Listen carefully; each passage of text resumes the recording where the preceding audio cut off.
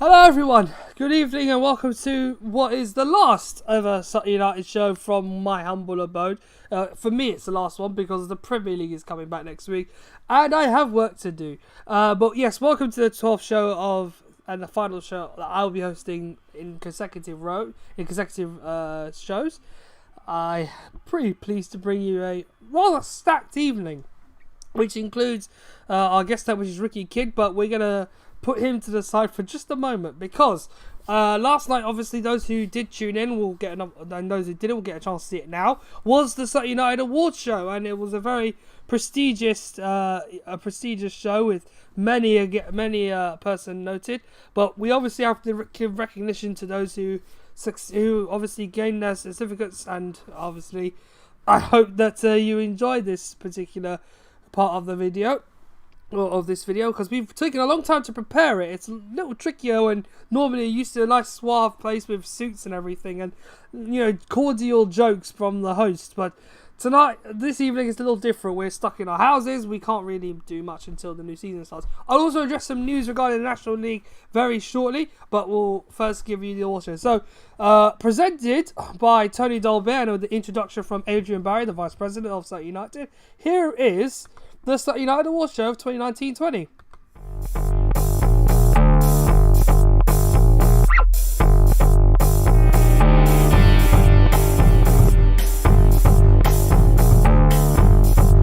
Hello everybody. I hope everyone is staying safe and keeping well in these quite extraordinary times. Welcome to the 2019-20 end of season awards ceremony. Sadly not taking place this year in the packed environs of the NBA lounge after the last home fixture of what has been another hugely enjoyable season down at Gander Green Lane. Instead, it's going to be a virtual ceremony hosted, as always, by the inimitable Mr. Tony Dolbear and his silky tones. We're very grateful to Tony, of course, for presenting the awards from his front room, and we're also extremely grateful to SUFC TV, not just for the work done putting together this montage, but for all they've done to provide such comprehensive coverage throughout the whole season, and indeed for the superb interviews and features that they've broadcast for our enjoyment during lockdown, which I hope you'd all agree has kept us all entertained during this difficult period.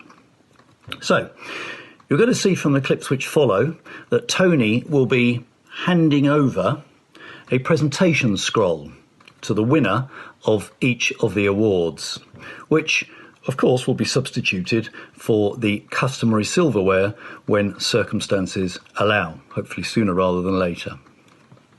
We're all really looking forward to getting the Sutton United family back together at Gander Green Lane before too long. I certainly can't wait. In the meantime, sit back and enjoy the show. Welcome to the Sutton United Virtual Player of the Year Awards for the 2019-2020 season.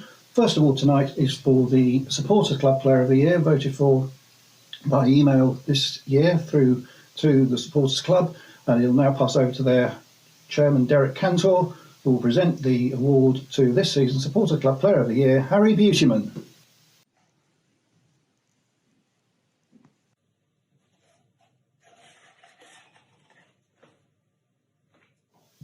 And here's a reminder of the goals last season that helped Harry win the Supporters Club Player of the Year. Harry's had an amazing season for us, so it's no surprise he's picked up the Supporters Player of the Season. He's bagged 17 goals in 38 appearances, all from midfield. He started off the season strong with a brace on the opening game away to Hartlepool and just carried on from there. It wasn't just goals Harry contributed, however. Captaining the side several times, leading by example, chipping in with assists, he did it all.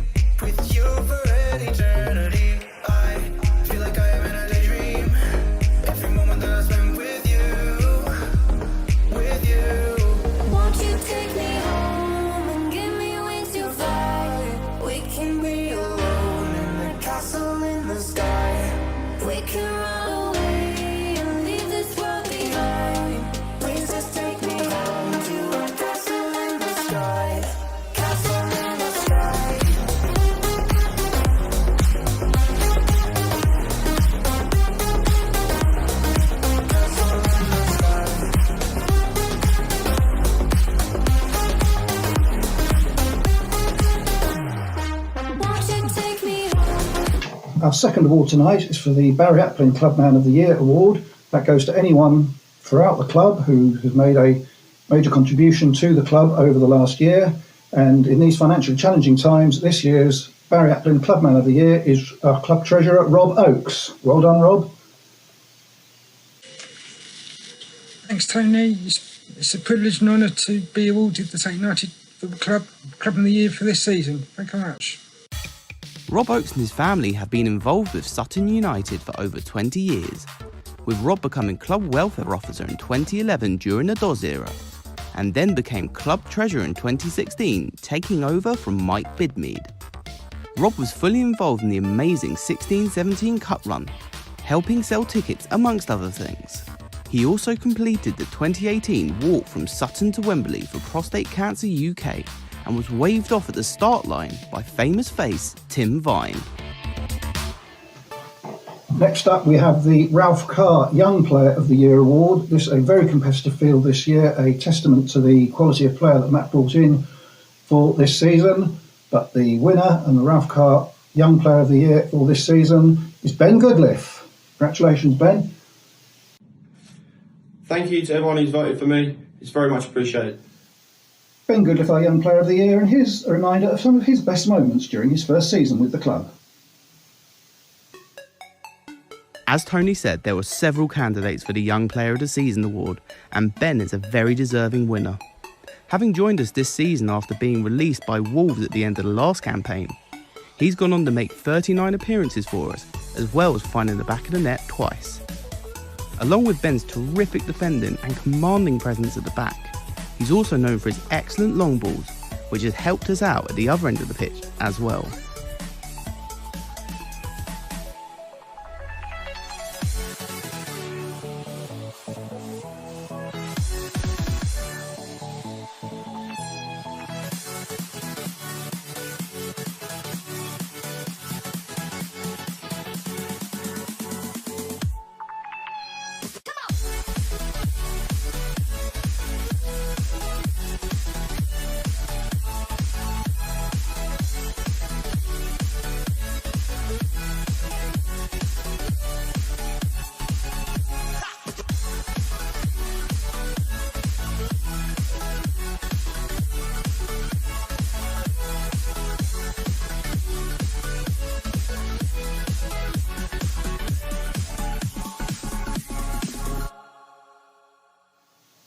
We also had the Goal of the Season award from SUFC TV, and having won the award in the National League, it's scarcely surprising that the Goal of the Season this season was the Omar Bugil goal in the first 40 seconds at Woking, stunning volley from the edge of the penalty area that gave Sutton the lead inside the first minute. Here's a reminder of it again, with the Goal of the Season from Omar Bugil.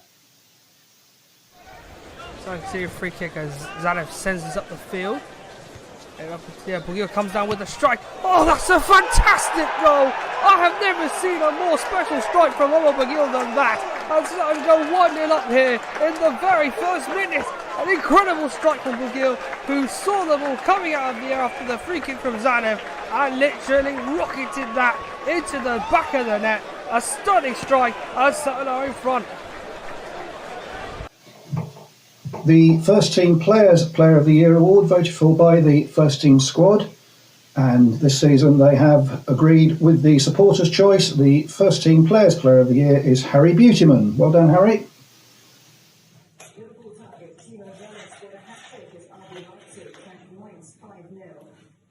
And finally, the Club Player of the Year award for 2019-2020.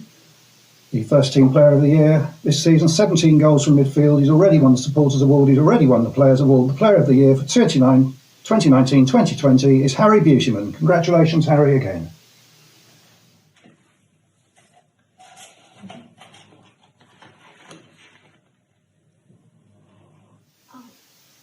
And with Harry having won the Club Player of the Year to go with the Supporters Club and Players Player of the Year award, thanks to Oliver Smart from SUFCT for this montage of Harry's best moments of the season. And there we have it, a clean sweep for Harry, and who could argue with that decision? There's not many more words you can use to describe how good of a season he's had. He's been everywhere for us. He's scored goals, he's got assists, He's worn the captain's armband when needed. Well, there's not much more I can say. So I think I'll leave you with Harry's best bits to do the talking for me.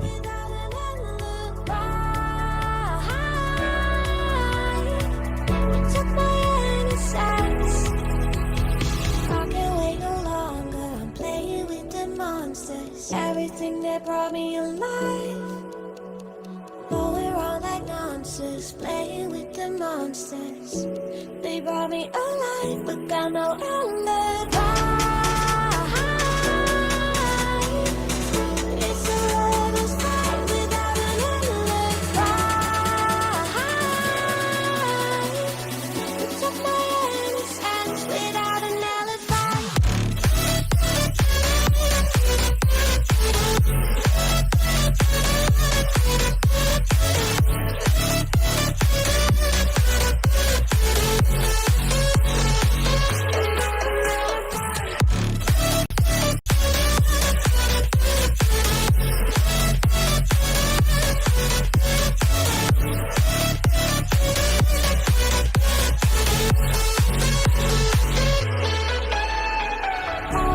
Smoking gun, you got me on the wrong. We know that will come. We're out up till dawn. But how can I hide it without an alibi? It's a lover's fight without an alibi. Took my innocence. I can't wait no longer. I'm playing with the monsters. Everything that brought me alive, going around like nonsense, playing with the monsters. They brought me alive, but got no alibi. It's a lover's fight without an alibi. You took my innocence without. Well, that wraps up the Player of the Year awards for this season. Slightly different from previous years, but we hope you enjoyed them. Stay safe, and we look forward to seeing you back at Gander Green Lane as soon as possible.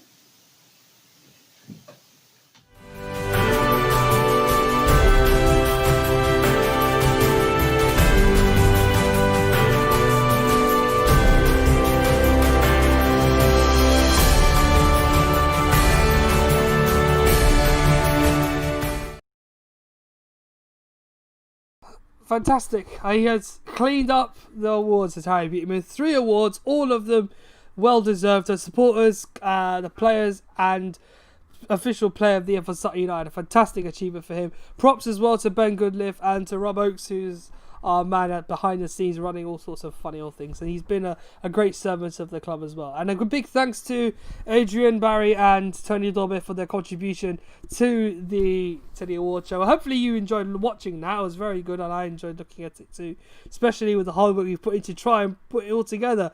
There's a few camera shy guys out there who found it a bit challenging at the start, but they've done well at the end. So breaking news I have to bring you before we introduce our guest tonight is that we've found out through Ollie Bayliss on the old Twitter machine is that he has announced that the National League are planning for a September start that involves all divisions in the National League. So us up in the National League and the 2 divisions below it, in the north and the south. Likely dates are not to be confirmed as of yet, but we may be looking at September 8th start. Pre-season friendlies are a possibility and concessions might be made at the time. That's what's the most likely procedure we're looking to see at the moment. But it's still very early days. We are only in June, so it's a long way till September. We've got a whole summer still to fly through, and a lot of things are yet to be decided. We still haven't got any news on the Barrow story, whether they have been confirmed as promoted or not. At the moment, clubs are voting on the proposals set out by the National League today on how they will finish the season and whether it will be pertinent for them to continue the playoffs. But that's determined in the next few days. We should find out by next week what the conclusion will be.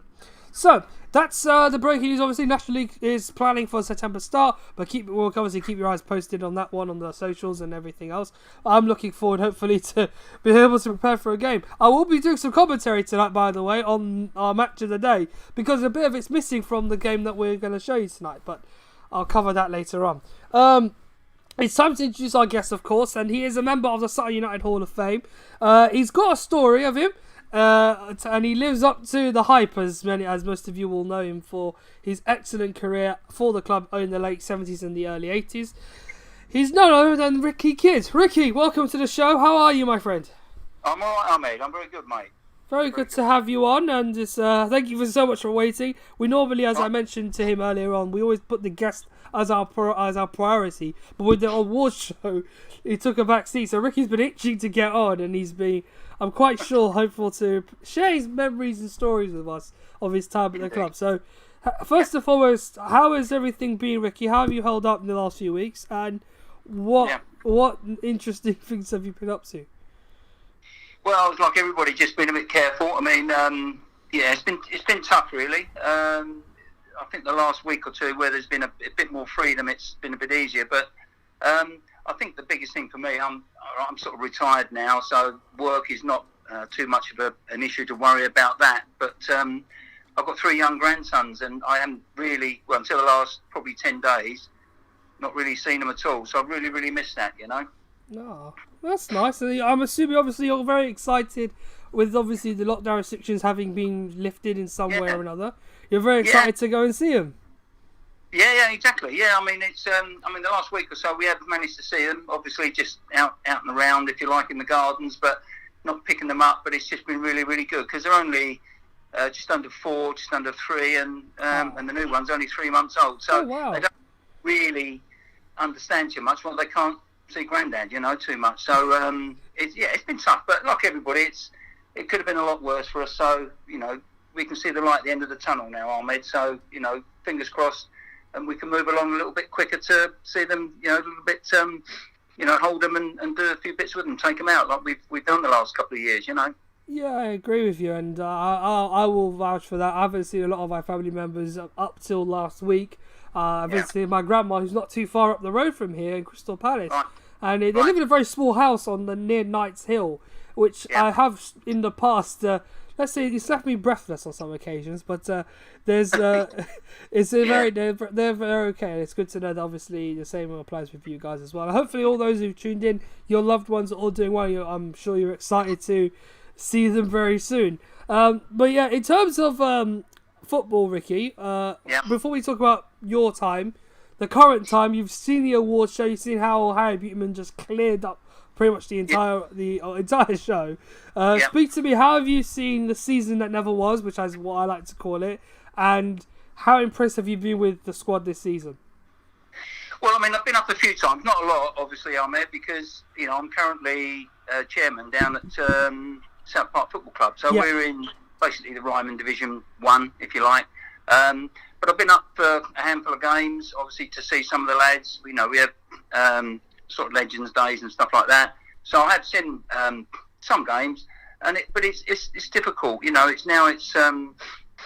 I'm glad I'm not playing right now, in many ways, because I wouldn't know how to sort of handle that, particularly for, you know, clubs and teams that have had a chance to get promotion or, you know, win things, you know, get to Wembley trophy finals and stuff like that. I don't even know what the outcome of that will sort of be. So it's been very, very tough. But at the end of the day, we're all in the same boat, I suppose, and we've got to be as safe as we can initially. And it's just a case of fingers crossed that we can work our way through it. You know, no recurrence of any of these issues, you know, in the next sort of few months. Yeah, I agree, absolutely. I mean, the last couple of weeks now, we've seen a lot more clarity in the road for the future in terms of football. Weirdly enough, I would have been today preparing for the European Championships, but instead, next week I'm preparing for a Premier League game in June. Who'd have thought it? But, it's just as we know, unprecedented has always been a big word that's been used, but it's very strange. I mean, you know, like other sports, I mean, I like my cricket as well, and of course that would have been underway now and stuff like that, and going to watch some games or certainly watch it on the telly, and you know, it's just very, very, very strange. We've never experienced it, so I think, you know, hopefully, as I said earlier, we're coming out of the wood now, hopefully, and then we can sort of get going. But it'll be a little while, I think, before we can get back to any real normality, you know. Yeah, I agree. I would second that, because there's a lot of there's a lot of, challenging obstacles that are still to be overcome, and I wouldn't blame you, Ricky, for that. It's a long way to go. So let's speak to me about South Park, by the way, because obviously you've been running that for a little while now. How's that been going for you? Yeah, it's been good. I mean, I live down in a village called Salfords. It's about a mile or two from South Park. South Park is very near Reigate and Red Hill, so that's sort of been my manor. I was born in Merstham, but that's been my sort of manor for pretty much all my life. I had a couple of years when I first got married. We lived down in Horsham. I was still playing for Sutton then, but yeah, back at South Park, there's always been a connection with my wife's side of the family, because her granddad, just after the war, he was the secretary. So when the club started up again after the war, he was out on his bike, his push bike, taking around bits of paper and putting them through the letterboxes of the players to say there was a game on the Saturday. So there's always been a bit of a connection. And to be honest, they've been going for 120 odd years now. Always been a well-run club. It's been basically a junior and a intermediate club, and always well known for running junior teams. But I went there 2003.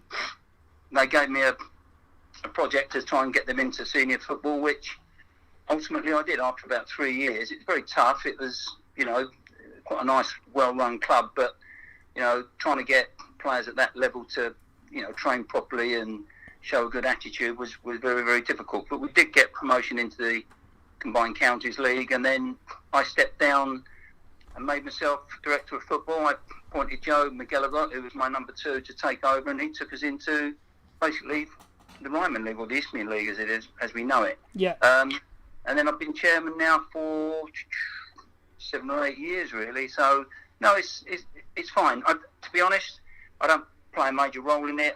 I swan about a bit, really. Go over and have a free drink at the games. But I go and watch pretty much most of the games. Not all, and then that leaves me where I can come up and watch Sutton, or 1 or 2 other teams if I might go and watch, depending on how I feel. But no, it's a nice club. We are in the midst of trying to get ourselves a 3G playing surface, and we've had meetings up at Sutton to find out how they've coped with theirs and how they use it. But it's very expensive, so we're well underway for moving forward on it, and we hope to have that probably within a year, 2 years maximum. Well, that's good to know, and I think there's good. It sounds like there is a project in place to develop where you're working at, and obviously, I'm assuming you still have a grass pitch now, which I'm sure curtails a lot of the matches that you would like to have taken place. Yeah, that's right. I mean, in the end, we've had a few issues with the pitch and drainage, which has meant we've had to spend some money on it. And when we've had a lot of the rain, we've had some matches called off, obviously, and more than we really want. And of course, that costs you money ultimately, and all that sort of stuff. But in the end, we've still, for the new season, whenever our one starts, we will still have the grass pitch. And I know that during the last sort of few weeks, we have tried to keep a check on it and make sure everything's okay. Interesting. Very interesting. So Hellside is taking the mick out of me, by the way, because he's noticed my haircut, which a little while ago, those who have watched the show will know I was very, very grizzly. My mum cut my hair, and it's hence why I look like this. Now, past shows, you will then see the comparison. I was wearing a hat in a lot of them and had a much thicker beard. So, for the sole purpose of cleanliness, and because I don't want to look like I've just come out of a cave when I return to work, I would have had to take according action, and my mother's had volunteered to cut the hair. So, it doesn't look too good, and I understand that, but I prefer it. I prefer it like that. Yeah. So, forgive me. At least you've got some hair, mate. Huh? It's not At least you've bad. got some hair. Yeah. It's not bad. She's done very well, I have to say, and I am proud of that. Alas, Sahel, take it easy, pal. I appreciate what I have on this part of mine while I still can. All right, let's move on to obviously your time at the club, and it's a long story Tony sent me, but as I said, we'll go through in chapters, so it makes a little bit more sense for us all, and I'm sure for you all at home. Of course, if you want to ask Ricky questions, there's a nice little chat on the right hand side of your screen. Use that and give me some things to ask him, and I'm sure he'll be happy to answer them if the time warrants it. So, Let's see. So we start from the very beginning, of course, Ricky, with your signature at Sutton from Red Hill in '73. January '73 to be precise, because Tony likes precision. Well, he's got a memory, that boy, isn't he? He has, and a lot of friendly hands that give him little facts and figures that remind everyone of who these guys are. So thanks, Tony, of course. You made and scored your debut versus Oxford City, finishing the season with 8 goals in 15 club, league, and appearances. So, the very beginning then, signed for Red Hill, you just signed a dotted line, and then what? It's suddenly just a whirlwind from there. Well, it was, yeah. I mean, to be honest, I was only just 19, actually. We'd played Sutton. I was playing for Red Hill as a young boy, and Red Hill actually, in those days, in the early 70s, were actually a very good team, and in the Athenian League. And the Athenian League was actually a very competitive league. There were 2 leagues, I think. The old Isthmian League was 1 league, and Sutton were in that. But in those days, the Athenian League had teams like Slough, Bishop Stortford, Dagenhams, Leatherheads and all that. So it was very strong. But we played Sutton in, I think it was Surrey Senior Cup, around about 71, 72. Yeah.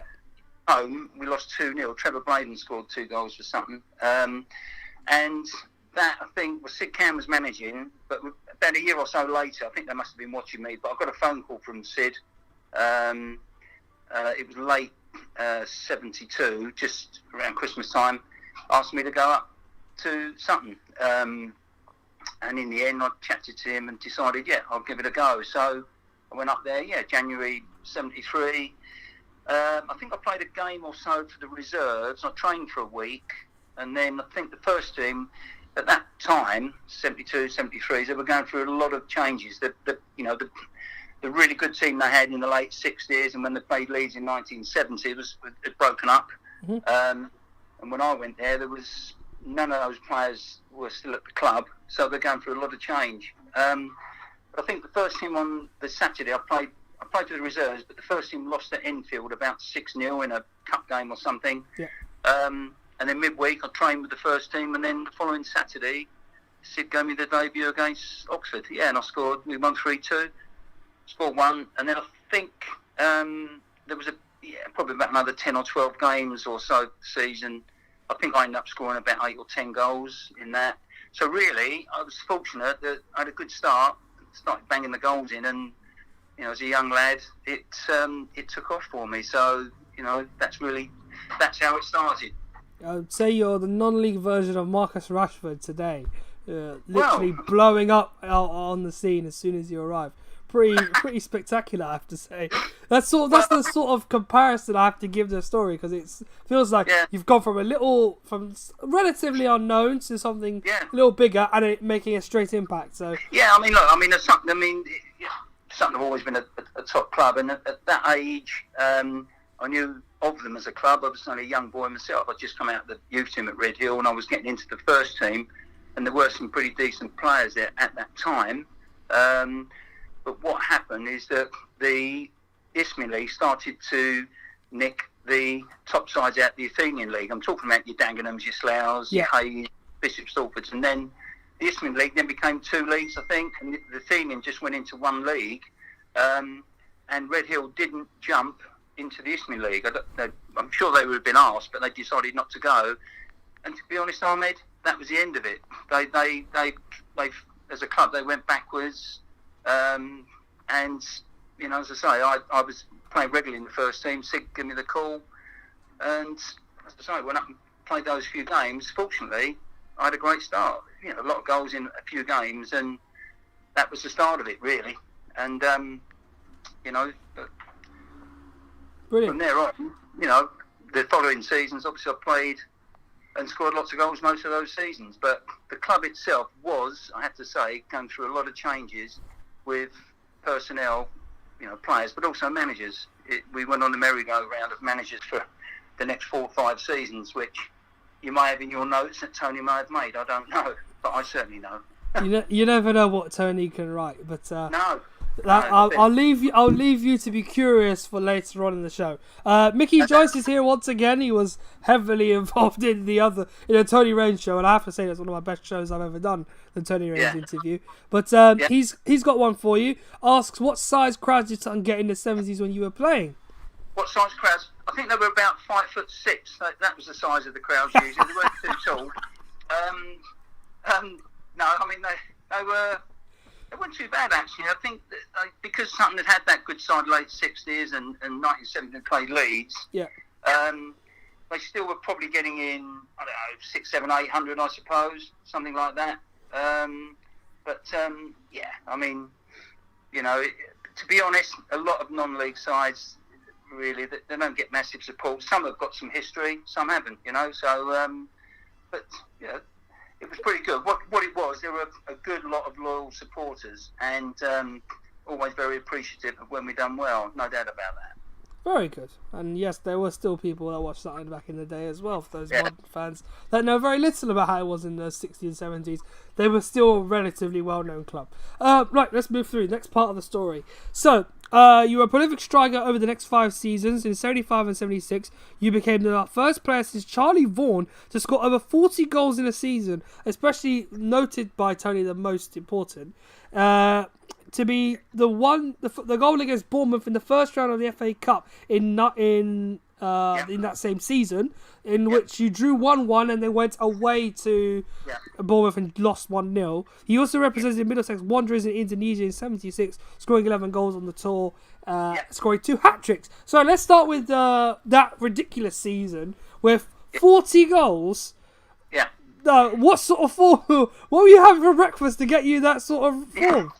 Well, I was just 23 or 22, coming up 23, and it was just one of those seasons where everything seemed to go well for me. I mean, I did have we did have some pretty decent players then, some very good attacking players. Graham Dennis is one that ought to be noted. Graham was there when I first signed for the club, and he was an attacking midfield player, left footer, very quick. In fact, he was so quick, I used to call him West Park Mustard. Now, West Park Mustard in the 70s was a very fast greyhound. It was a record-holding world beater. So I always nicknamed him West Park Mustard. But yeah, and we had some other good creative players. But it was just one of those sort of seasons, really, where I had to work hard for it. I think I played virtually most games. And I had 40, which had equalled the record. And then on the last game of the season, we played Enfield, drew 2-2, and I got one of the goals to break the record at 41. And then a couple of weeks after the end of the season, I went off to Indonesia with the Wanderers. Played out there for 3 weeks. Scored lots of goals. Yeah, a couple of hat tricks. I've still got the match balls in my loft. Nice. From that. And then returned early June. And then a couple of weeks after returning, I got married to my wife, Julia. Oh, that's fantastic. Some season that was then. It was very it was full of goals and a happy ending, I guess. But it was a happy ending, and that was the year, I think we had the record summer of the heat wave, 1976. Yes. It's pretty famous for it. So, yeah, good old year. The closest thing modern times we've had was 2018, and that was a weird summer for many reasons. But we won't gloss over that one too much. I'm sure 76 was a great year as well. Euros and all that nonsense too. So the next chapter, you joined Dagenham in 78, scoring for them in their 2-0 win against Sutton a month into the season when the U's had made a bad start to the year. And during his time, you played in the FA Trophy final in 1980, where Dagenham beat Mossley 2-1. Had a season as well in the Alliance League, which is now known as the National League. So you moved to Dagenham in 78. You've scored an abundance of goals for Sutton in a 5 or 6 year period. You make the move across London. And what runs through your mind then? Am I going to be public enemy number 1 if I score against Sutton? Well, to be honest, I mean, I was very happy at Sutton. I'd had 5.5 seasons. I think I'd played just over 300 games, scored 140 odd goals. But I was 24 then at that time when I looked to go in 1978. Now, because I was personally doing well, scoring lots of goals, we weren't actually looking in contention to win anything at that time. I think I'd had one Surrey Senior Cup final appearance. We lost that to Tooting. in '76, and I was the league top scorer, I think, that season. The last season I was at Sutton, and Keith Brunt and Barry Williams had come to the club at the end of the previous season, which was great. And Keith was managing, and Barry was number 2. I said to Keith, I really want to be winning things at my age now. I need to start thinking about putting some medals on the cabinet. And he said to me, he had plans to take the club forward, and he promised me that if by Christmas we weren't looking in contention to win anything, that he would respect my views, put me on the transfer list, and then I could move. Right. Well, of course, I was still scoring lots of goals. Come Christmas time, I think we were probably top half, but we were certainly not in contention really. And I had the meeting with Keith. I said to him, look, the situation is we're not looking like we're going to do anything. I'd like to be on the list and look to move on. And there was no other reason, only that I wanted to get some success really at club level.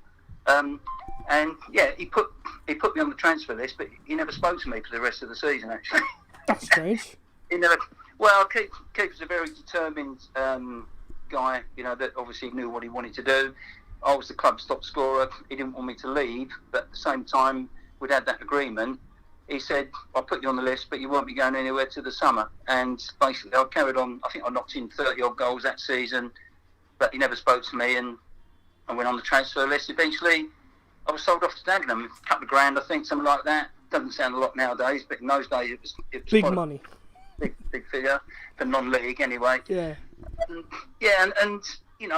But Sutton were a great club. I mean, you're not going to be there 300 games, score lots of goals, and not have a real affection for them. But I just needed to see what I could do elsewhere. And I think, to be fair, Sutton at that time when I left, there were some good young lads coming through. I mean, Joyce, unfortunately, I've got to say this. I mean, Mick was one of the good young players coming through. I don't like praising Mick, and nobody does really, because he's a bit of a pest. But he was a good young lad coming through. Mickey Stevens was breaking through at that time.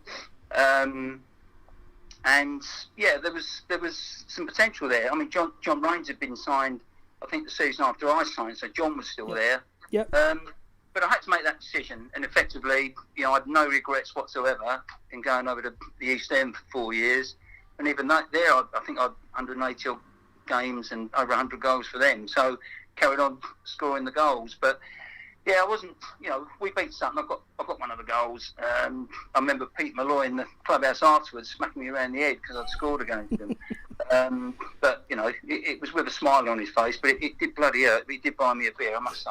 Some words were exchanged, I'm sure. yeah. Interesting. Mickey's come back with another question. We're going a bit backwards because it was before I moved on to the next chapter. But he says he saw that FA Cup game. Was Harry Redknapp the manager at the time? I'm quite sure he was, and I think he was at Bournemouth for a long time because we've done this before. We had Tony Raines and Efan Koku the last two shows, and both of them have been playing for Sutton when Harry was manager. Yeah, no, that wasn't. It was almost certainly. I think John Benson was the manager.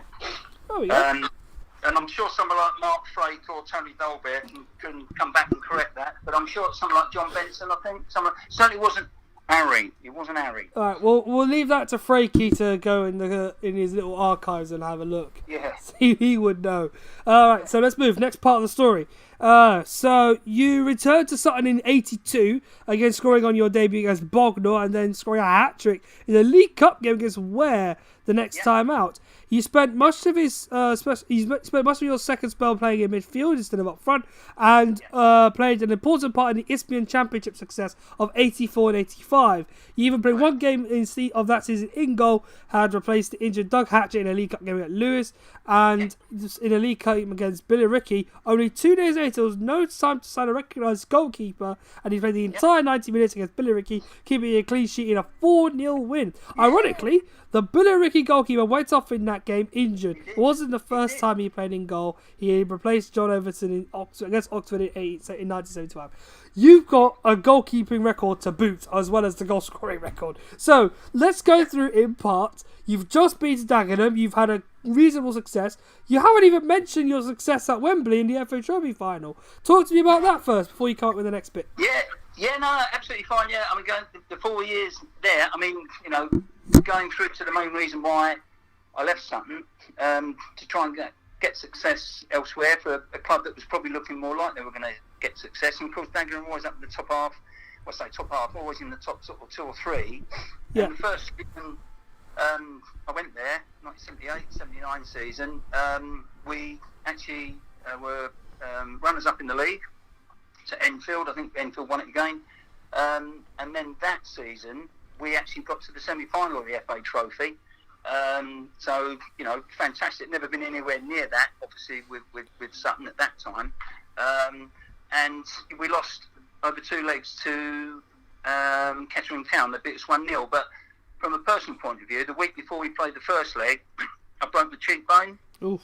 I played for Dagenham. And I was in hospital for a few days. I had to have an operation, so I couldn't play in the first leg, which was only the following weekend. But I did play in the second leg up at Kettering, which I shouldn't have done really, against doctor's orders. We lost 1-0, but I really shouldn't have been playing. But anyway, that was devastating, losing that. And then the following season, well, would you believe it? We went all the way. That was the year, obviously, we won it, and we had a fantastic run. And we beat Mossley 2-1 at Wembley. Yeah, I mean, Dagenham have got a fantastic record in the FA Trophy. Absolutely fantastic record. They've, I think at one point, not that long ago, they'd won more FA Trophy ties than any other club in England. Yeah. Right, over the years. Quite a record. And even the following season, I think we got done in the 3rd round, and then the last season I had there, we got done in the quarter-final. So, whenever the FA Trophy came round, the whole club in the old area of Dagenham, it just seemed to change completely. But I really, really did enjoy myself over there. I've been very lucky. My 2 main senior clubs have been Sutton United and Dagenham. You really couldn't get much better than that. You really couldn't. Yeah, I mean, we could call it the Ricky Kidd Derby from now on, can't we? Every time. We've had 4 of those as well. Last season, god damn it, I keep thinking every time we have of Dagenham Redbridge, 4 matches in one season, crikey. So yeah, I know, yeah. I mean, they end up, it was Dagenham, the Redbridge bit, come along Ahmed, you probably know, but the Redbridge was a combination of Leytonstone and Ilford. When they joined, they became 2 old clubs, and then they merged with Walthamstow, and then became... It just became one Redbridge. Big congregation of Dagenham and Redbridge all together. And Redbridge, yeah. I mean, they kept it separate. I'm glad they have, because Dagenham... all those 3 clubs, the old amateur clubs, I'm talking about Leytonstone, yes, Ilford and Walthamstow, have got fantastic history in amateur football. So, some great traditions there. So, and Dagenham, a fairly youngish club, actually. I don't think they were formed until in the 40s, I think. But just a fantastic club. Good following, good supporters, good social side over there. Obviously, being not far from, the Ford Company and all that sort of stuff, their money used to come in not necessarily through the gate, although the gates were quite good. You used to get easy 1,000 over there just for general games. But it was over the social side in the bar. They used to, it used to be packed with families and so on. So, always something going on over at Dagenham. Fantastic. It is brilliant. I've obviously been to Victoria Road a few times this season. I think twice. One was for a game in the 2nd Premier League, but when Sutton played Dagenham in the FA Trophy replay in December, which was a very good game. 3-2 went all the way to extra time, and there was us thinking Sutton would have made it.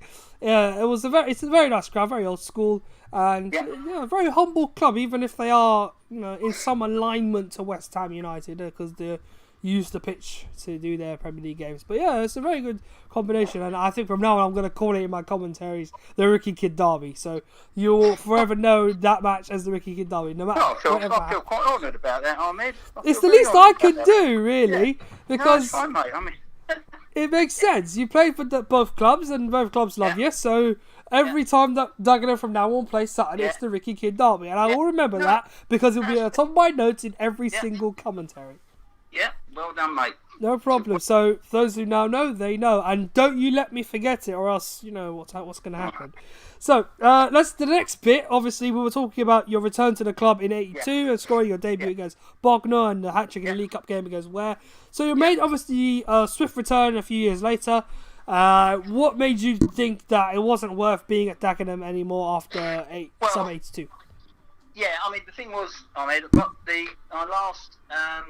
Or towards the end of the third season there, I picked up a niggling groin injury, which, you know, we were still in contention for the league and we were still in the trophy. This was, I think, early in the year of that season. And sorry, I've got an invasion of my room, I'm afraid. You were saying? Sorry, Ricky? Yeah, I had a niggly groin injury, and ultimately I kept playing with it. I'd had injections, which in hindsight was not the best move. But effectively, the rest of that season I had to stop playing. And then early in the following season, we went into the Alliance League. Now, the Alliance League is basically the National League as it is today, right? So that was 81, 82. And that's a tough league, a very, very tough league. And, of course, top teams in there, lots of travelling. And early in that season, the groin I tore the groin muscle. So I was out for about 2 months. I had an operation up in Harley Street, I think it was. Had it redone, and then I started playing again round about probably would have been about October, November time. But it did take a little bit out of my game as a front player because it was just getting over quite a serious injury. But the reason I looked to leave is not because I couldn't play at that level, far from it. But I'd had 4 seasons there, and to be honest, there was playing in that league, and when you've been speaking to some of the other lads, there's a lot of commitment travelling up and down the country. And I thought to myself, do I really want to be doing this again? My 3 sons, they weren't very old. I think 2 of them were around at the time, and it was just a case of, do I really want to be doing that anymore? I've had a season's experience of it, so I played up at your Barrows, your Scarboroughs, Altrinchams, all this sort of place. It was good, great experience, but I was coming up 29, getting over an injury, and I thought, I think it's probably time now to play a bit nearer home. Yeah. So of course I went back on the transfer list, asking for a move. It was publicised, and Barry Williams was managing then. I mean, he'd obviously come to the club early with Keith Blunt. Blunt had moved on somewhere, and Barry was managing. So Barry rang up, inquired about me, and I think they paid a similar fee to get me back, a couple of grand, I think, to go back and play for Sutton. I signed another 2 or 3 year contract, and that really, because Dagenham from where I was living, it was a long way even to go for a home game. Right, so it was, it wasn't something where it was just round the corner. So going back to Sutton was a no-brainer, very easy decision. And the way I see my time back there, another 3.5 seasons, I think it was, I saw that as my reward and a little bit of payback time because of what I won, what we won, and what I won with them, as what I didn't win in the early, from when I joined in 73, left in 78, five seasons where one runners-up medal in the Surrey Cup. So, my rewards came later in my second spell at Sutton. That's how I look upon it, really. I'm really great. Very good, very good. And it's a very well-noted achievement. Scoring, you definitely made a contribution by what Tony has said here as well. So it's clear to see you did make quite the impact. The goalkeeping efforts. Now, we had Tony Raines on before, and I'm sure at some point we're going to contact him, and James King, who's my producer, will know about this. He will have to go and hunt for the goalkeeping performance against Colchester, which we wrote, for instance, about in the last show. We haven't been able to find it yet, but he should, I think, have that tape in his house. So, James, in the chat, you know what to do. Go find Tony. And if you don't, get him before Lenny does, otherwise we're in trouble. because Lenny Dennis is one interesting character. Yeah. But yeah, talk to me about your goalkeeper performances. Obviously, Goalkeeper, yeah. I mean, to be honest, it's an interesting one because goalkeeping was not a problem for me because when going back to school days, I didn't play for any junior teams at school because my first school at Merston, the first in the middle school, they didn't have any football teams in them. I don't think we had a gym teacher or whatever. I didn't start playing any competitive football in a team till I was about 11 when I went to my secondary school at Albury Manor in Merston. And so when I went there, yes, I used to play around with all the lads down in the recreation ground and, kick around. So I could play football, but never really been playing in any sort of team. So when we had, the gym and where we'd have, the football and that sort of stuff and practice, I actually played in goal for the school team, for my own age, and for the team, or the year above me, I actually played as one of the strikers. So I could do both. So for goalkeeping, it's not a problem. In fact, I was a pretty decent keeper. I was a little bit small. I'm not massively big, but obviously I was quite small. Yeah. A lot of people have said to me, why didn't you stay as a goalkeeper? You might have done better. I don't know. But I played for Surrey Schools as a goalkeeper, so it wasn't difficult for me. I could always put the gloves on.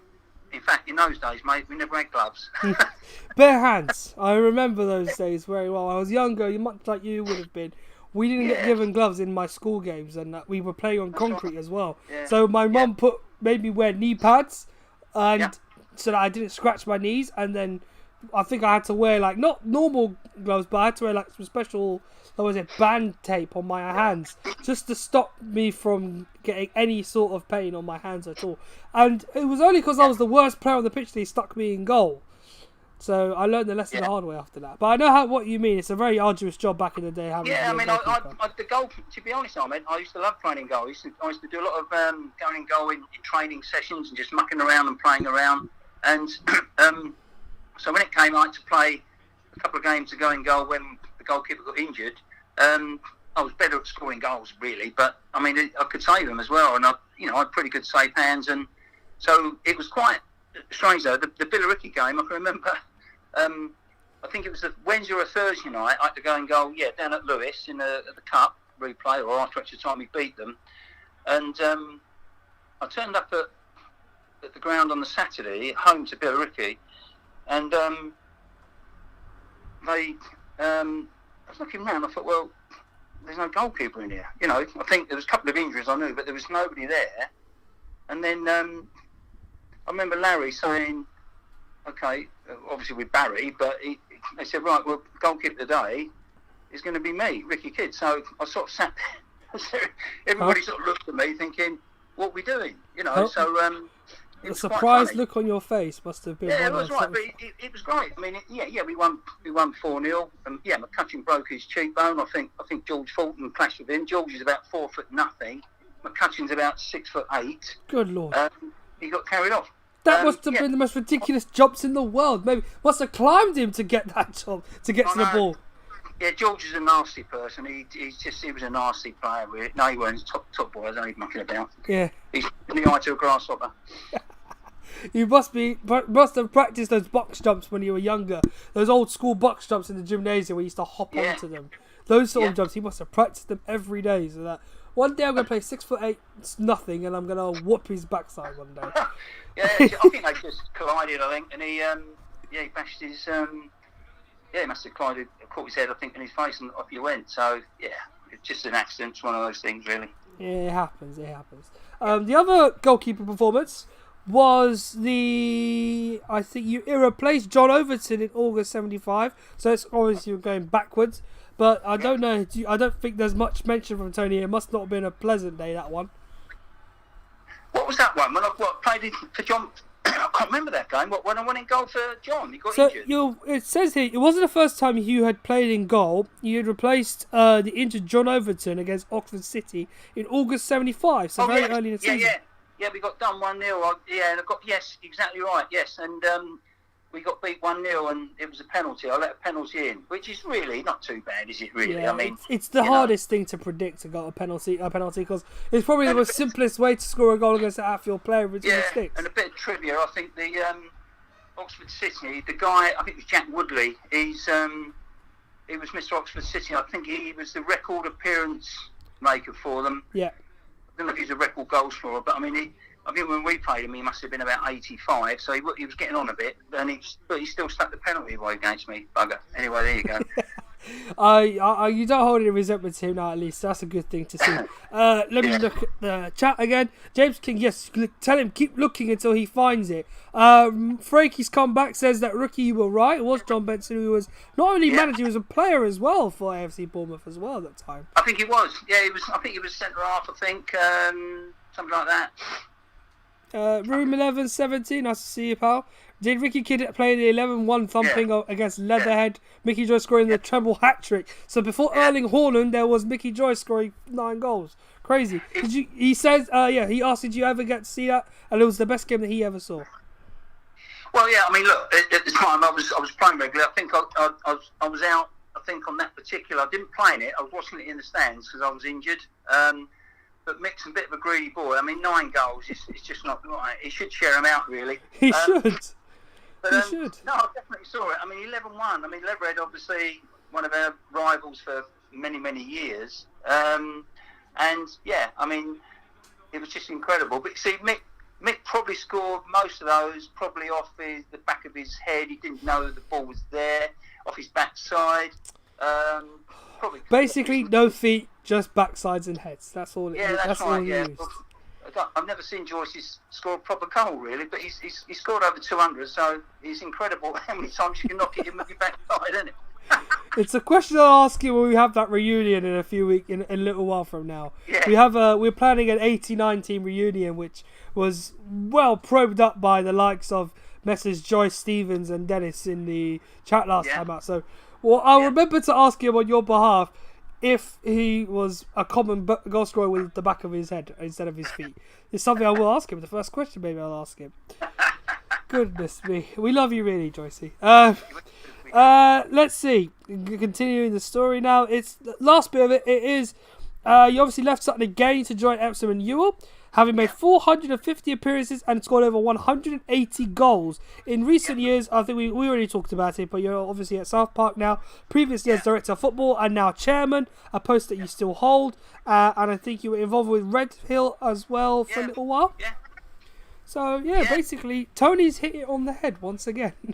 Yeah, I mean, look, with all the when I left Sutton, obviously for the second time now, I guess we'd won the league quite convincingly, and so those 3.5 seasons or 3 seasons or more when I'd come back was massively enjoyable. But we had some really, really good players and some big players as well, and we had a lot of goal scorers in the side. I mean, Joyce who was still playing, Paul McKinnon, who had come to the club just before I left in '78.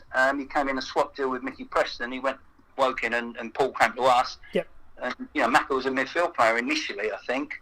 Before becoming an absolutely ridiculous striker. Yeah, exactly. And then in the end, when I went back in '82, I think Macca played some games. I think he might have been abroad somewhere playing, but he came back and played some games for us. But the year we won the league in '84, '85. I mean, myself was still playing, albeit in midfield. Joyce was still playing. Macca was still playing. Now, just those three, the 2 lads and me, have been the club's broken the goal scoring records of the clubs over the last few years. So you're going to win things if you've got at least that sort of calibre of goal scoring. But also, you had John Raines always whipping in 15, 20 goals a season. You've got the 2 Golly brothers, right? Nigel and Mark. They're going to be scoring lots of goals. So, no wonder we won the league with that amount of teams and players. But I think the end of the start of the following season, I aggravated the groin again, would you believe? So I was actually out for a few weeks, got back in to the squad. I played a couple of reserve games. But I was 32 then, and it was playing me up a little bit. We had some good young lads coming through. There was I mean, Paul Rogers was already playing for a season or two. Dawson was around, Phil was about. Steve Tutt had been playing. There was Lee Batt. There was some good midfield players, and I knew the club were thinking of going into what was the Gola League at that time. Yeah. And in fact, the end of the previous season, when we won the league, we had a meeting, and I was asked at the meeting. That was the players and the club management team. I was asked to give a bit of a talk about playing in the Gola League. Of course, I played for Dagenham in the Alliance League, so I knew all about it. So I gave them a chat about, the commitment, the time it took, what time you'd probably have to leave to get certain places where you'd have your food or whatever. Yeah. And they realised it was a massive commitment to do. So I think they didn't want to go into the league, the Gola League, the first season we won the Isthmian League, basically. But I knew the second season, when we started very well, we were going to go on and win the league. When I was out the side and injured and then got back into the squad, I thought, well, if we win the league this year, they're probably going to go into the Gola League. Is it time for me to move on? I was 32, 33. Obviously, I'd had a main career there. I didn't really, at the time, think, do I want to be a bit part player, in the squad?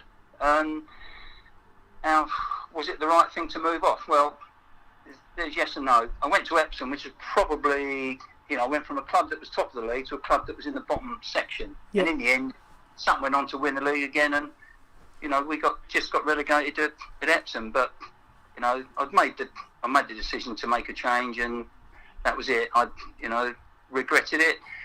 As I say, two ways of looking at it. If I'd stayed at Sutton, I probably could have stayed another season or two. Been a good squad player to have around, good experienced player. But in the end, moved off, got into managing, and at a young age. So they sacked me after 4 years, though, so it was a waste of bloody time, really. So. Indeed. Surprise, surprise. Hey, Mickey Joyce's response. 5 of the goals went over the line but didn't reach the net. The ball's supposed to hit the back of the net, Mickey. And it's not... they could go over the line, yes, but I'm a purist. Yeah. If it's not in the net, it's not a goal. So yeah, we're going to dispute these until we see proper evidence of the crossing the line. Yeah. James King asks, what was your best game in Sutton colours and your best celebration post-match?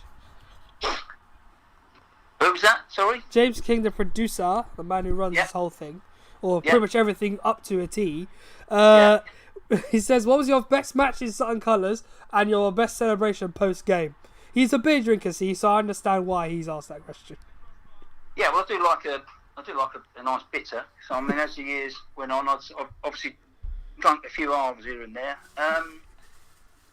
My best game or my best goal, did you say? I missed that one, Ahmed. It's the best game, I think. I don't think it's goals. I think you've got too many to count on, really. Yeah. So it's pretty much the best match you've been a part of, and the celebrations of it that involved it as well. Well, I think when we won the League Cup, we beat Wickham over 2 legs, and I can remember, Wickham have always been a bit of a nemesis for us. We'd had some victories against them, but they've always been a top side. I think we beat them over there. I think I might have scored one of the goals. But always a tough place to go, and there probably was, I can't remember if that was the first or the second leg, but I think there was probably about 3,000 or 4,000 watching it. And to beat them over there was, certainly one of the best things that I'd experienced for Sutton. There's no doubt about that. So it's just because there was some rivalry there and that sort of stuff. So yeah, that one. And of course, I would have had just a swift half in the bar after. That's my celebration, really. No. In fact, I'm sure he will. Before he asks this, what was your favourite away trip in terms of being with the club?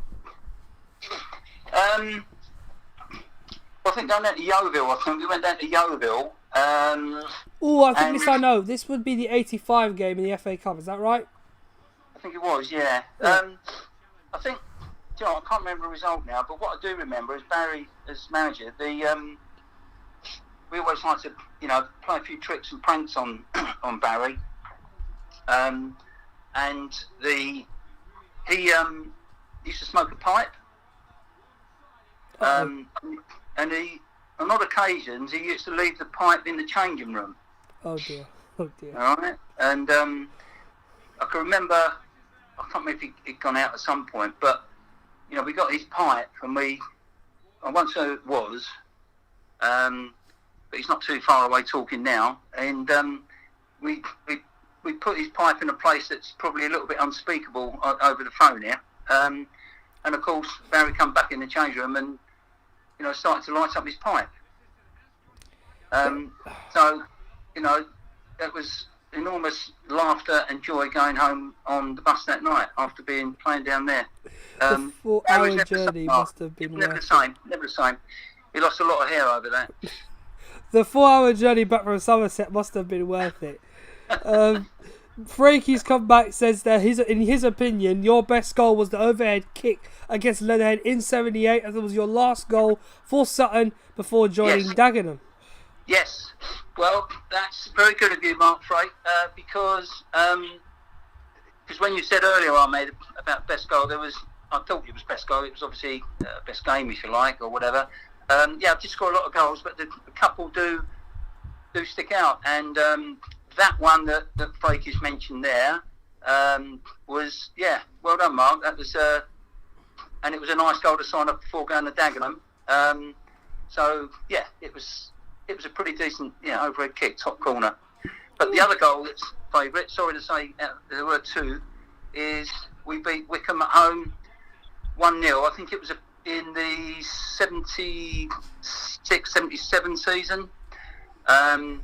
And we beat 1-0, and I scored probably from about 30 yards. It was a volley that dropped down us, and it just went in like a whistle in the far corner. So either one of those two would be my favourite. So obviously Mr. Frake likes the one against Leatherhead, or Fish Faces then, though. You know that, didn't you? For the sheer acrobatics, I'm quite sure. Yes.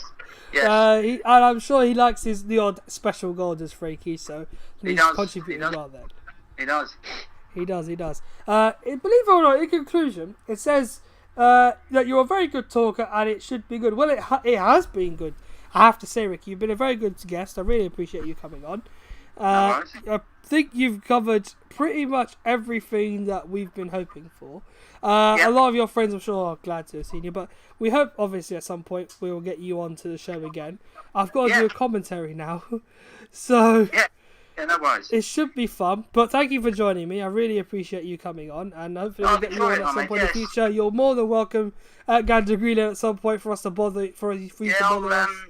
Well, when the season gets underway, I'll be up there a handful of times just to see the guys. It's always been, Frankie's come back. Yeah, that Wickham strike was pretty decent too. Thanks, Mark. Appreciate it. He says so. Yeah, fantastic, Mark. Well done. Yeah, but I'll be up there, Ahmed. I'll when the season gets, I'll make sure I'll look you up and we'll have a chat face to face. There's no doubt about that. Absolutely. It's a club I've always. I think once you've been a player at Sutton, I think you never seem to leave. It's that type of club, It draws you in. I feel the same way about it as well. I just do commentary for that club, but you just don't seem to leave it.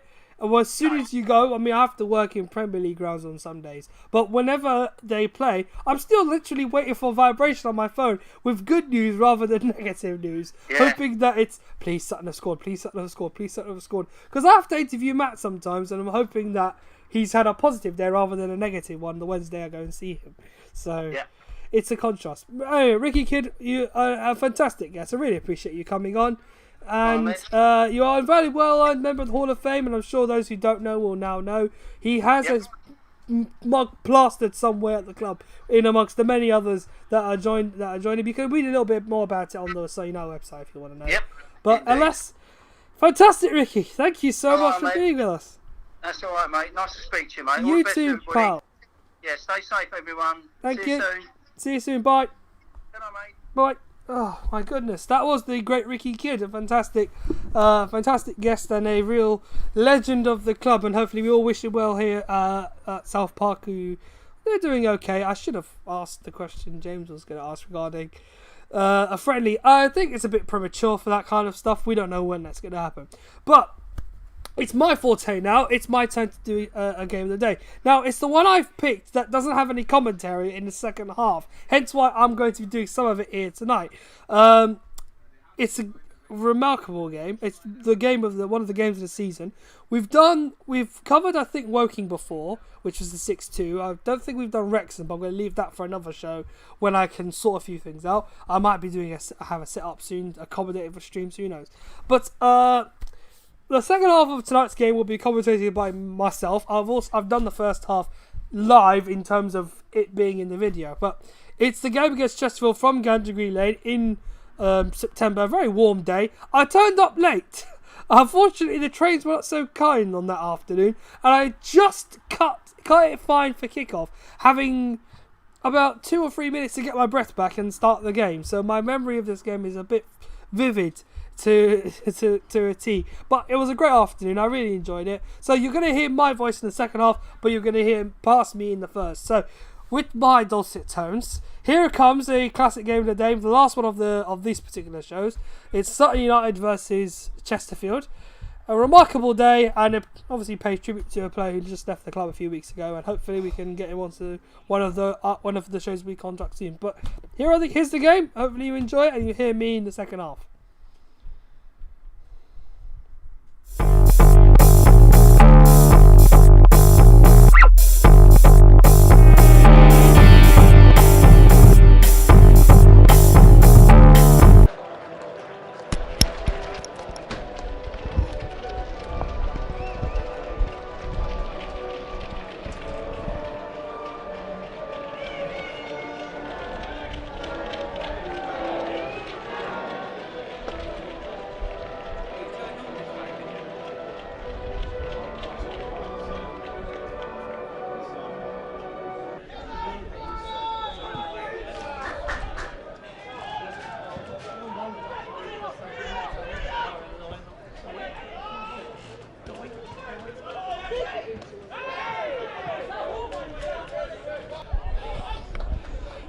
And now Wise. Chesterfield holding possession well in these first few minutes, giving Sutton a bit of work to try and regain the ball. That's long diagonal ball goes towards the box. Bowden's waiting there. Weston with a strike. Calls for a corner. It's been given by the referee. And Chesterfield look to make a instant impact. So, corner to Chesterfield. Jefferson to take it from left side. Goes towards the near post. Collins as well to get away. And there's again a lot of time for the game to work its way in as Collins' goal kick goes. So holding possession well and plays it up wide to Chivaro. Cleared away by Collins. Now Ajiboye following, we're doing his best to keep possession as well. Goodliff playing it forward, looking for Wright, intercepted there. Intercepted there by Hollis, but Sutton come forward again with Milsom. Milsom driving forward here for Sutton United. He's doing very well, so wonderful run from Milsom. Oh, he's done incredibly well to cover the yards, and almost an exceptional goal from the left back. Rob Milsom. Collins' goal kick. Bonner comfortably underneath it. He's at right back again today, as Delman is still not fit enough to start for the team again.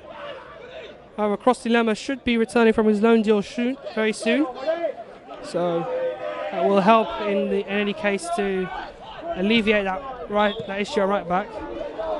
Beautiful was just have his studs up for Fondop. And that's a free kick to Chesterfield, just about 28 yards from goal. Javaro with a cross towards the near post. Borrower gets it away initially. Weston pokes it back in there, looking to get Bowden away. He gets it into the penalty area. Bowden, very unlucky there for Chesterfield. Evans got the shot away and it hit the crossbar. Sutton free kick, which Milson has got possession of on the left wing. Plays it back to captain Jamie Collins. Now Ben Goodliff. Looks for Ajiboye, who's in on goal here. Great chance here for David Ajiboye. Looks to square it to the back post. And Sutton score through Aaron Jarvis. A really, really good ball forward by Captain Collins. And a stunning cross from A stunning run in from Ajiboye. Sees Jarvis in at that post to tap home. And Sutton United lead 1-0. A great start to the game. There are some things that are just meant to be, and the first home win seems to be one of them. So we kick off again. Sutton lead 1-0. And a very, very big goal in the way that their season needs to be going. So Chavara takes the corner. It's a penalty area, headed away by Milston. Blue shirts waiting outside it, however. Here's Rowley. Plays it back to Yarley for Chesterfield. Tries to get Smith away, and he does. Jonathan Smith plays it into the middle for Bowden towards the back post. Looks for a teammate in Fondop. They want a corner. They get one. Good lifted enough there. So Javara take another corner. In towards the near post this time. Headed away by Barden. Put back in there by Curtis Weston. Handball appeals from a few of the players. And then Weston upends David Ajiboye for a Sutton free kick. Headed away by Yardley. Yardley looking to get us away. All the flick on back towards the penalty area. So right scores! Sutton go 2-0 up. Oh, it's a wonderful moment for Tommy Wright. His first home goal for Sutton United in over a year. A lovely moment for him. He got lucky from the attempted header from Yardley. It fell short for Coddington. Wright pounced on the opportunity and pokes it past the goalkeeper. Sutton go 2-0 up. So here we go again. Kick off once more with Chesterfield now having a much larger mountain to climb thanks to Sutton's 2 goals. Ajiboye coming forward now. Who knows what the score's going to be the way they're playing today. He's trying to get further forward with that excellent pace of his, but couldn't get anyone going. Javara tries to get the ball back into the penalty area for Chesterfield.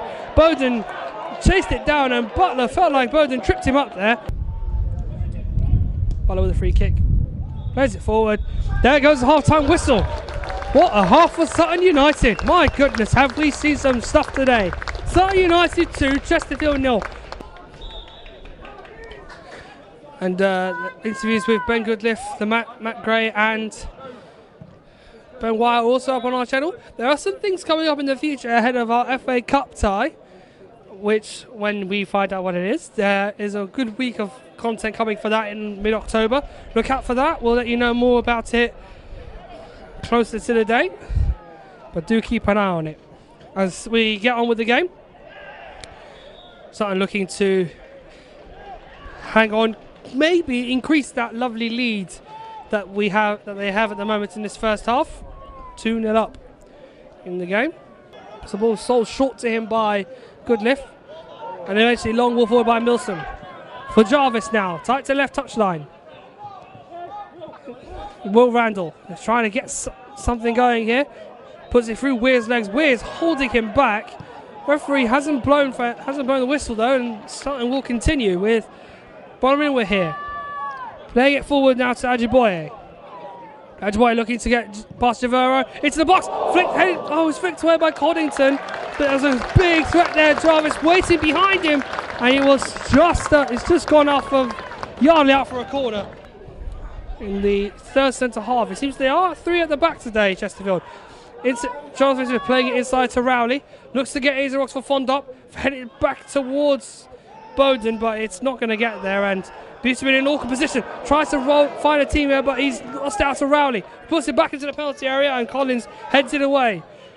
Then the Weir strike saved by Butler. Sutton did not deal with that very well. Looks to play it forward, and Fondop is waiting for underneath it, up towards Weir, and Milsom did very well. He does so well, calmly gets away from Weir and plays it to Collins, who now sends it forward. Change hasn't happened yet, by the way, so Boygle's still on the touchline waiting to replace. And Will Randolph heads it forward away from Yardley. Back into the box by Wright, and it's just too high for Jarvis. Ajiboye will try and keep it in, and he has kept it in. Nutmegging Hollins, and then Javaro gets in front of Ajiboye to give Sutton yet another corner. Everyone else later on as Milson takes the corner, whipped it towards the back post, looks for Collins, and it's ballooned over by Ben Goodliff, who did very well to get contact on the ball. Just so you know, I do not have the team sheet in front of me, so the only way I know the teams is from reading off my phone. So I'm reliably using the memory of what I remember from saying them earlier on. Here comes Ajiboye now for Sutton. As they've got coming forward 4. Ajiboye still running, and then it's fouled by Western. It's a free kick to Sutton. Ajiboye had an excellent run there. Free kick to Sutton to be taken by Rob Milston. Well, Randall did think about it, but has stepped away for now. Rob Milston has scored a free kick already this season. Here's Milston. It's too high and out for a goal kick. Bonner does not get it away initially. Chesterfield will just aim now to get Denton on the ball as much as they can. Mandeville plays it forward again to try and get something going, but Barner got it away, and then Ajiboye spinning away from Mandeville. Still running is Ajiboye. Still running. He's done so well. Here comes Will Randall now for Sutton. Driving away from 2, then 3. Still Randall. And then Beautyman looking. There's just no space for the shot. It's been excellent so far, the build-up play from Sutton. The options are waiting at the back post for Collins. Collins playing out wide to Rob Milston now. Milston into the penalty area, towards the back post. Boyle got there. Jarvis was bundled. Referee doesn't give anything. Ajiboye trying to poke it through and no one's there. Sutton having all of the game so far. And now Bonner with a strike. Blocked and then coming forward from Western. Appeals for handball from the Sutton fans. Nothing given. High pace intensity to the game all of a sudden as Fondop comes forward now for Chesterfield. He's got Barnum touch tight to him, and then Barnum brings him down for a free kick. Lovely football there from Sutton. Leo Mandeville will take the free kick. To the back post for Will Evans, who was waiting on the right hand side of the wall. Peels away, now puts the ball back into the penalty area. And Collins, it was awkward. Jarvis holding the ball up in the midfield very well. It's now Ajiboye, he's driving away from 2. There's not many options in front of him. Collins across the bottom in work. Chesterfield doing their best to limit the damage here. It's great work in towards the near penalty area for Tommy Wright. Aaron Jarvis set it up and finished it well. And a great goal for Aaron Jarvis makes it 3-0. Sutton running away with it now with 15 minutes to go. It's lovely football again from the U's. And Chesterfield just don't know what to do about it. Lovely played ball. He stayed on side. There were appeals from the Chesterfield players for him to be off, but there's just nothing they could do to stop that rocket of a finish from Aaron Jarvis. Chesterfield deflated now. There simply cannot be any doubt that they've been second best all afternoon today, but they're trying to make that happen. Trying to poke the ball into the penalty area, but it's good defending there from the U's once again. Javare now wants to knock it back into the penalty area. Good lift with the header away. It's been imperious this afternoon. Fondop with the volley, which isn't particularly threatening.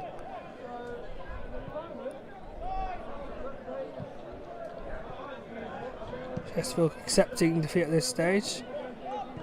They want to get something out of the game. Fondop playing it inside now to the midfield, looking to get in towards Denton. He's trying to scramble the shot away, but he's just not able to. Edgeboy will throw it. Plays off in a team position play, I should say. It's on the far side. They need to just hang on here to use. They can get another one if they're feeling they can do it. It's great work down the near side here. Playing it into the middle for Harry Beautyman, who finishes the job right at the end here for Sutton United. It's been a great afternoon, and he has been rounded off by the man who has been imperious in this early stage of the season. He's made it 4-0, and you just simply cannot fault the U's performance today. They have been fantastic. Sutton 4, Chesterfield 0.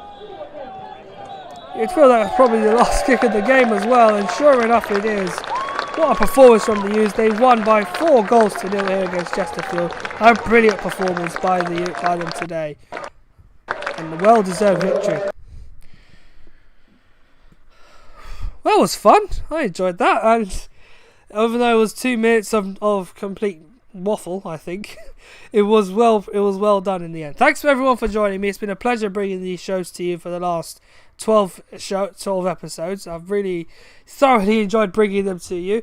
The next time hopefully I'll see you is when I'm not busy with the Premier League, but we do have Ken Island coming on next Tuesday, so keep an eye out on the socials for that one, and obviously more news as soon as we get on the National League, making a decision on the return of the of the league in September. But obviously keep an eye on Sutton United socials and ours as well for any new material. Hopefully by then we'll have something new to cover. But until then, thank you so much. It's been a pleasure bringing these shows to you, and take care of yourselves, everyone, and I'll see you very soon. Goodbye.